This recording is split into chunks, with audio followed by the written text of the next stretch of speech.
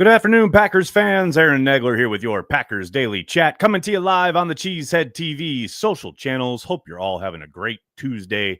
Some headlines, some rumblings of news around the NFL, but all still very quiet around the Green Bay front. But some extensions being handed out in Kansas City and here in New York with the Jets. All eyes on the Green Bay Packers as the rookie approaching date rapidly approaches, getting ready for rookies to report on Friday. We'll see if Anthony Belton has been signed by then, or indeed any of these second rounders that have yet to sign.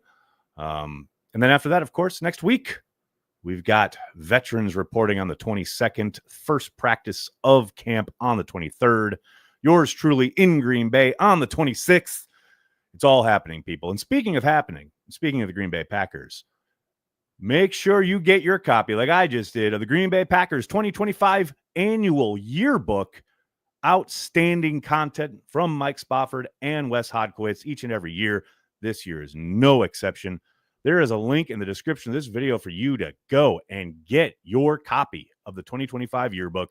Use code CHTV for 10% off. That's CHTV for 10% off. Get it, people. I get it every year. I love this thing. I've been getting it since I was a kid. I'll be getting it every summer that they produce it. I cannot begin to tell you how great the writing is between both Spofford and Hodkiewicz. You can't go wrong. Excellent stuff.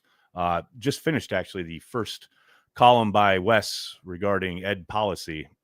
An excellent read. Some stuff in there that I hadn't read other places or heard in any of his various interviews. Cannot recommend it enough. Do it, people.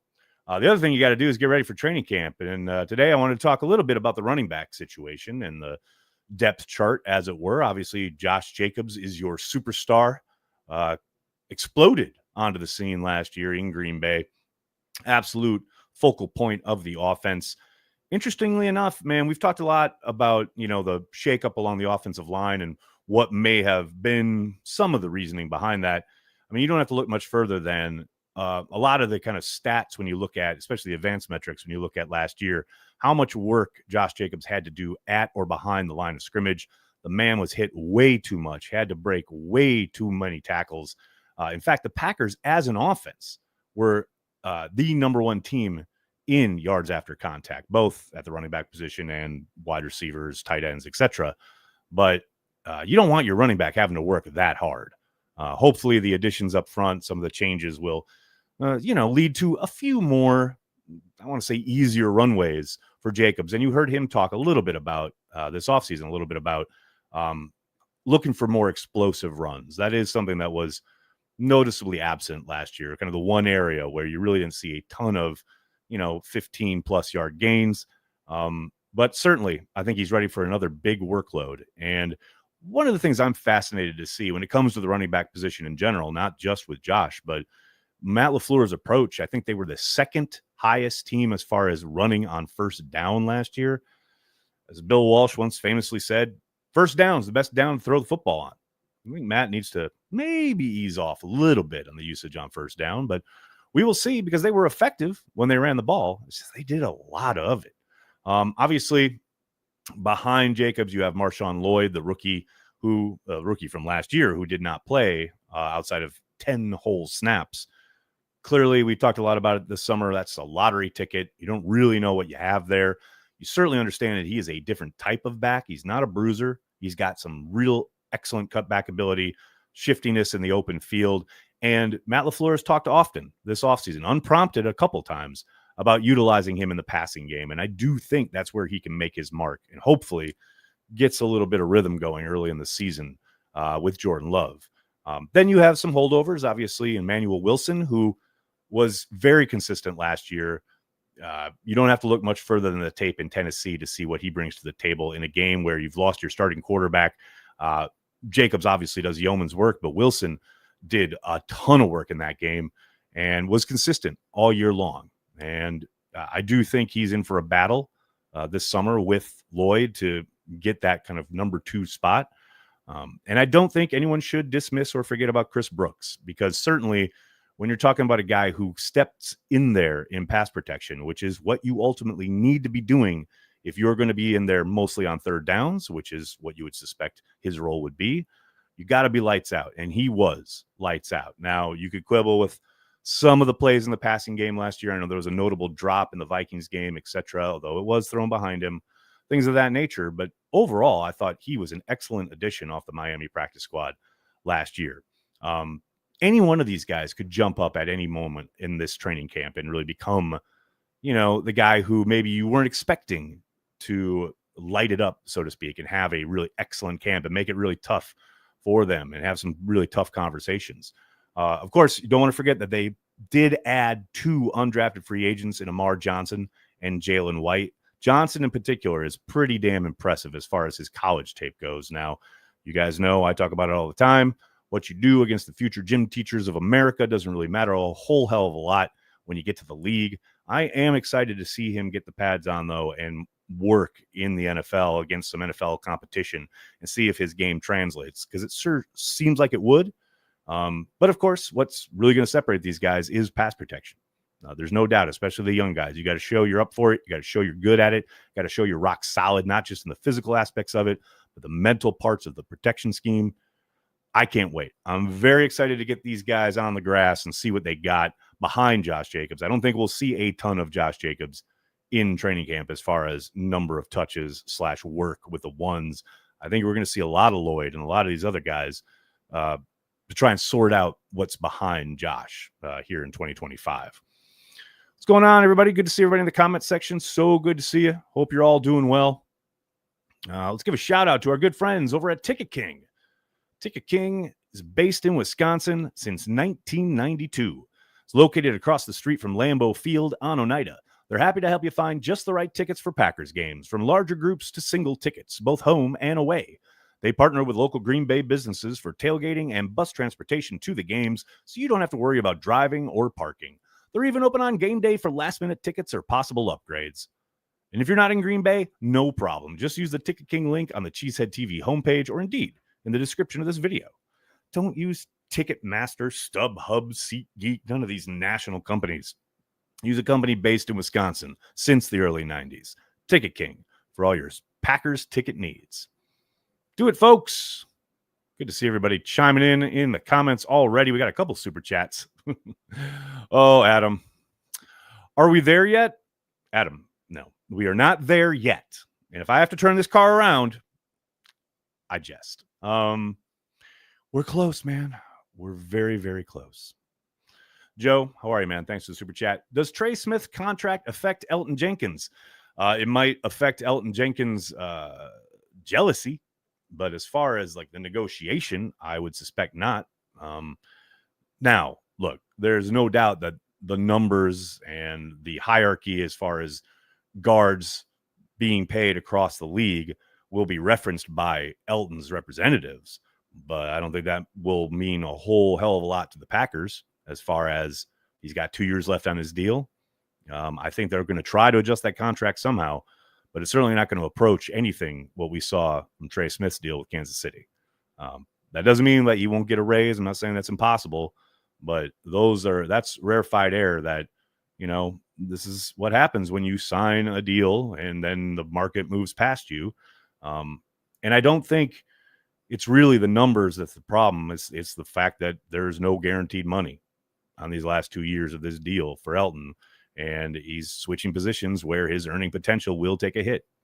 So I understand the gripe. We've talked a lot about it here. Here's hoping that we get some news on this front prior to next Wednesday. That is what we're all waiting for. No question about it. Daryl says, yes, Amar Johnson is pretty interesting out of South Dakota State. I very much agree. Like I said, I love his tape. It's exciting to watch. There's zero doubt about that. Soder coming in hot. So if Wicks only looks incrementally better and the hands remain below average, does it become a Wicks or Heath decision for a wide receiver spot? I'd be very surprised if they went Heath over Wicks no matter what happens this summer. I mean, I think Wicks would have to have a disastrous training camp for that to even enter the room as far as a conversation goes. But I'm not going to sit here and say it's impossible. But I will also remind you that Wicks looked pretty damn good in camp last year prior to going out and having a season that was very inconsistent, especially early in the year. And that's the thing that I think somewhat gets lost when we talk about Wicks in a disappointing 2024. I don't think that's, too harsh. But he was very, very inconsistent early in the season. But he did really kind of clean it up, so to speak, back half of the year. Now, then you end the season in a game where he doesn't stack the DB, and that pretty much leads to an interception.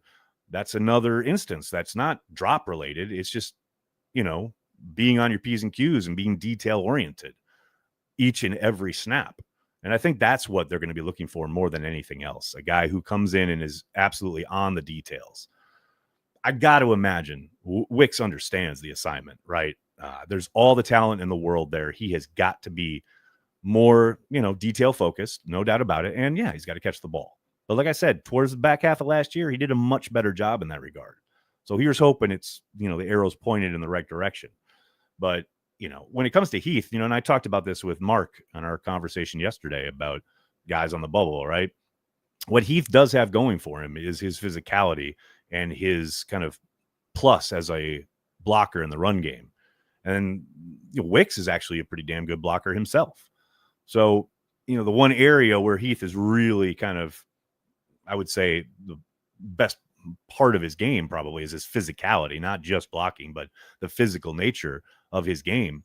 It's not like Heath is, not like Wicks is a slouch there, So it could be an interesting conversation if, like I said, if Wicks really stinks it up in camp, but I don't suspect that will be the case. I'll be very, very surprised.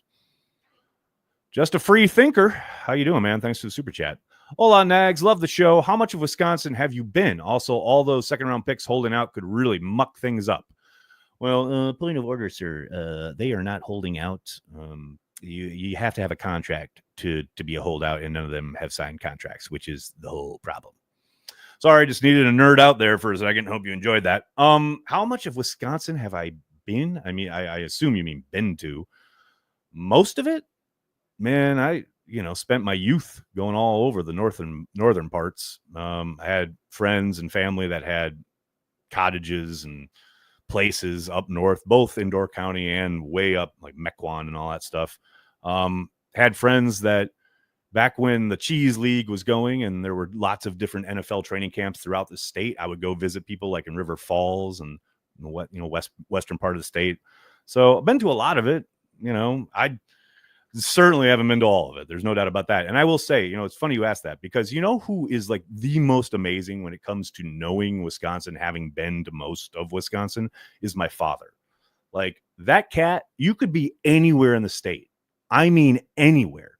And you could just drop him blind anywhere in the state. And he'd be like, well, we just got to take 14 over here and that will hit County Road X. And then we go about 20 miles. And then, you take that right at that silo there. And then, that's how he knows the state. Anywhere you go, it's uncanny. It's the most incredible thing. Like I can barely remember how to get off 43 on the Green Bay. And he's like, well, if you just take this back road and that place that, Billy and I raced one time, like it goes over through Oshkosh and like it's nuts. He's got like a photographic memory of Wisconsin. It's absolutely insane. What else we got here, folks? Aaron, what are the chances of Lloyd making an impact knowing the Packers' third-round picks have been cursed for some reason? Sir, I would not say Sean Ryan has been cursed. He's been a starter, a frontline starter for a good long while now. Also, is not Tucker Kraft a third-round pick? I think he's been doing okay. Sir, you missed the memo. The third-round curse has been broken. So Lloyd is going to shine. That's my prediction, and I'm sticking to it. 33. What's up, man? Y'all see these NFL alum sons going to Notre Dame? Not really a question attached, just a lot there. I mean, I saw when Jermichael Finley's kid committed, and there were a couple other, like NFL alumni kind of son of, it's like a Lord of the Rings episode, son of Gloin. I mean, talk about feeling old, dude.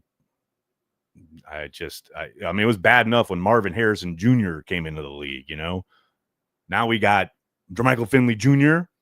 going to Notre Dame in college. What? Yeah, that's a lot, man. That's a little much for my brain.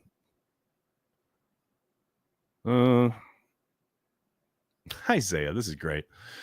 Hello, Nags. Gave our schedule another look, and holy hell, it's going to be tough. Obviously, things will change, but any game you're nervous for. Nervous? You must be new here. To quote my good friend KB over there at 97.3 The Game, champions fear no one. Man, I ain't nervous about nothing. I'm going to beat them, man. I'm going to go 19-0, 20-0. I'm going to win the Super Bowl. Let's go. Now, obviously, it's all about beating Detroit week 1. That's all that matters. Got to go 1 week at a time. Got to win that game. Got to go 1-0 every week. But yeah, man, life's too short. I will admit, when I was a younger man, and I've talked about this, when I was a younger man, yeah, I would get nervous about certain games or opponents or matchups. But now, man, life's too short to be scared of shit, especially when it comes to rooting for your favorite team. Man, they're going to be tough games, no doubt. Detroit, right out of the gate. That's a tough one. That's a tough matchup.